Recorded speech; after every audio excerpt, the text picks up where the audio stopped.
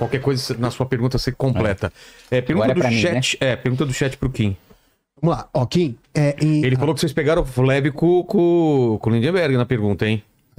Só levantar a bola pra ele. Outras perguntas vão pegar mais vergonha. pesado aí. Falaram, Lindenberg, fala sobre os gastos sociais do Lula, porra. Aí, assim, na chupeta, também quero. Ô, Kim, fala como o liberalismo é bom. É uma pergunta difícil falar dos gastos sociais do Bolsonaro, que você também defende. Vamos lá. Olha lá, o Felipe perguntou o seguinte pro Kim. Em 2023, o governo Lula aumentou os gastos públicos com programas sociais e retornou políticas como o PEC, Programa de Aceleração do Crescimento. Na sua visão, esse aumento de gastos comprometeu a responsabilidade fiscal? E o que você achou da condução de Fernando Haddad no Ministério da Fazenda nesse contexto? Eu acho o seguinte, o problema não é gasto social. É muito diferente do que o Lindenberg coloca. Em nenhum momento eu defendi cortar saúde e educação. Desvincular o piso significa que um município, por exemplo... sabe uma coisa que eu já vi acontecer? Prefeito que não tem o que fazer com o dinheiro na educação. Eu não tô falando que isso é uma realidade do Brasil inteiro, mas eu tô falando que não dá para impor esse piso para 5 mil municípios. Por quê? O prefeito tava, assim, com gente morrendo em fila de hospital.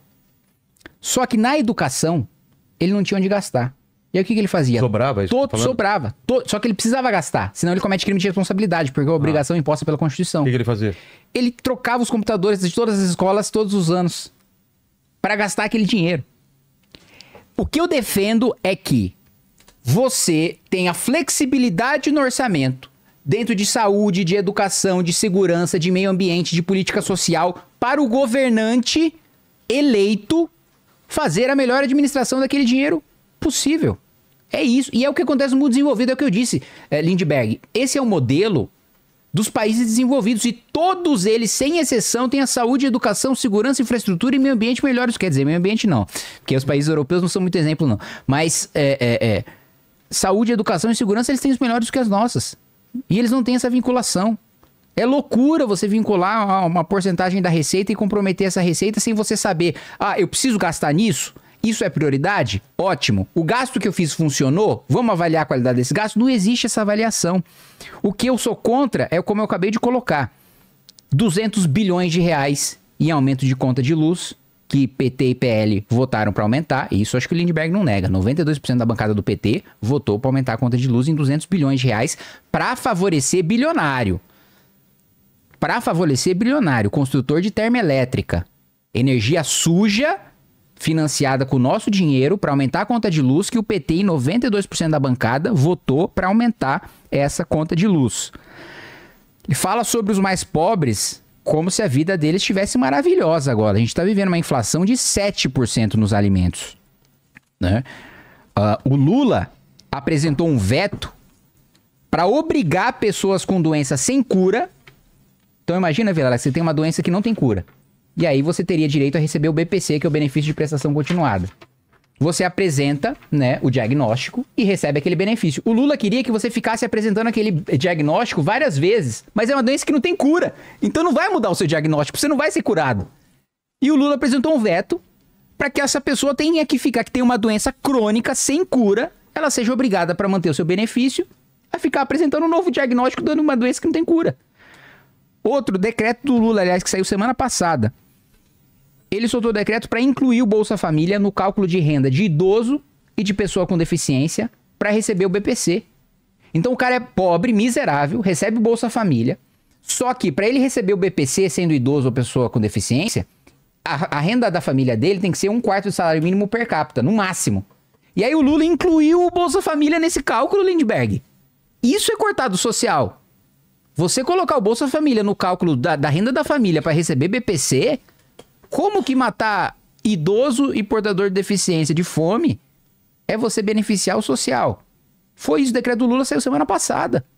Não foi projeto de lei, não foi votado pelo Congresso Nacional, não é culpa nem do Centrão aqui, que é o que eu combato dentro da Câmara dos Deputados, mas nem neles vocês podem jogar essa culpa. Foi um decreto, foi um ato unilateral do presidente.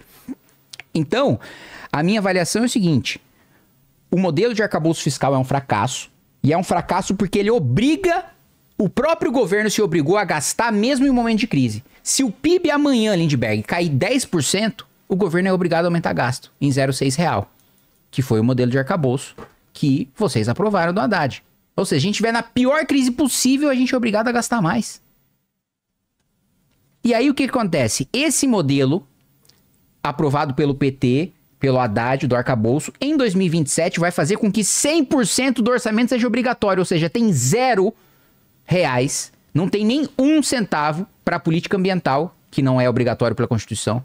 Não tem 1 centavo para infraestrutura, que não é obrigatório pela Constituição. Não tem 1 centavo para farmácia popular, que não é obrigatório. Não tem 1 centavo para Minha Casa Minha Vida. Não tem 1 centavo para ProUni. Não tem 1 centavo para FIES. E aí o Lindbergh vai me dizer que esse é o modelo de arcabouço que preserva o social? A gente não vai ter 1 centavo para nenhum desses programas que o governo vive utilizando de vitrine em 2027? E esse é um modelo bom a ser seguido? Comentários. Olha, Kim, como eu tinha te falado, você se equivocou novamente. Nessa questão de aumentar o fundo, a gente votou contra, votou para manter o veto, tá? Em relação à conta de luz, Kim, ninguém mais do que o governo Lula está contra aquilo. O que teve uma votação lá dos vetos, ia cair todos os outros vetos, com prejuízo grande para o governo. O governo muda a orientação, porque vai lançar uma medida provisória para ser contra aquilo. Foi essa orientação. A gente sempre segue o governo. Não fique achando que a gente vai votar contra o governo no caso desse. Então foi daquelas negociações, o prejuízo numa votação ia ser muito maior, o líder do governo, Randolph, fala sobre aquilo e a gente muda com a medida provisória que vai sair agora. Você vai ver. Né? Em relação à educação e saúde, o que você está dizendo, mexer entre educação e saúde dentro dos municípios. Primeiro, eu não conheço município que está sobrando dinheiro de educação. Eu não vejo isso. O professor ainda ganha um salário muito maior nesse país. Foi fundamental ter colocado um piso para os professores. Então essa história do Kim, que mundo você vive que está sobrando dinheiro em educação e saúde? Eu acho que era a cabeça dos milionários da Faria Lima. Quer dizer, estamos gastando muito. Sabe qual é o problema daqui, Vilela? O culpado é o pobre aposentado que ganha um salário mínimo. É o professor que estamos gastando muito. Que história é essa? Que eles estão querendo acabar são com as vinculações constitucionais.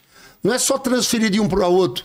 É diminuir a obrigatoriedade, em vez de 18% e 15%, saúde 15%, você baixar para 12%, para 11%, para 10%. E isso assim é criminoso. É isso que a gente não concorda. O debate aqui é um debate muito bom, que é um debate franco sobre que saídas.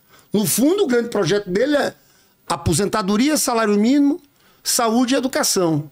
E a gente está querendo jogar para o andar de cima, mostrando que tem muita desigualdade, que a gente tem que fechar a conta do outro jeito. Quero te dizer que esse decreto do BPC, Bolsa Família, eu fui atrás, isso aqui não muda rigorosamente nada, não vai tocar em uma pessoa, tá? Na próxima semana a gente vai explicar. Isso que ele falou. Isso que ele falou, não vai mudar nada. O decreto foi para se ajustar uma lei, não vai tocar em uma família mais. Podemos fazer o debate segunda-feira ou terça-feira lá em Brasília. Eu fui atrás disso aqui. Entendeu? É que às vezes vocês veem uma coisa... E o decreto não inclui o Bolsa Família no cálculo do BPC. Hein? Não, mas não vai pegar. Eu te mostro, te mostro, te garanto, nós temos certeza e convicção disso. Então me garanto. Você falou do Haddad, eu acho que o Haddad, que você não respondeu a pergunta, que perguntaram sobre o Haddad. Falei do arcabouço.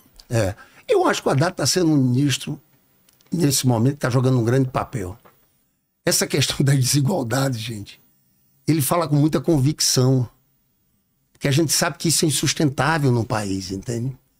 Então eu acho que o ministro Haddad está dando uma grande contribuição, porque dessa vez, eu falei antes que o Lula conseguiu fazer as mudanças numa outra conjuntura sem enfrentar esse debate das desigualdades estruturais.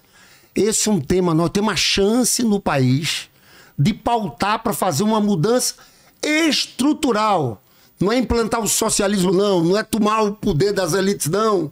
É minimamente ter um discurso equilibrado. Vilela, seria revolucionário se o Brasil, os ricos, pagassem impostos como os Estados Unidos, como a Alemanha, como os países europeus. Aqui não paga. Por exemplo, quando eu falo de herança, nós não estamos falando de herança para todo mundo, mas herança de milionários. Aqui no Brasil é 4%, no máximo 8%.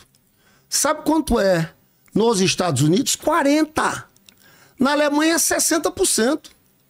Eu não estou defendendo que seja isso igual, mas em todo lugar tem uma situação diferente. Nada é tão atrasado do ponto de vista tributário como o Brasil.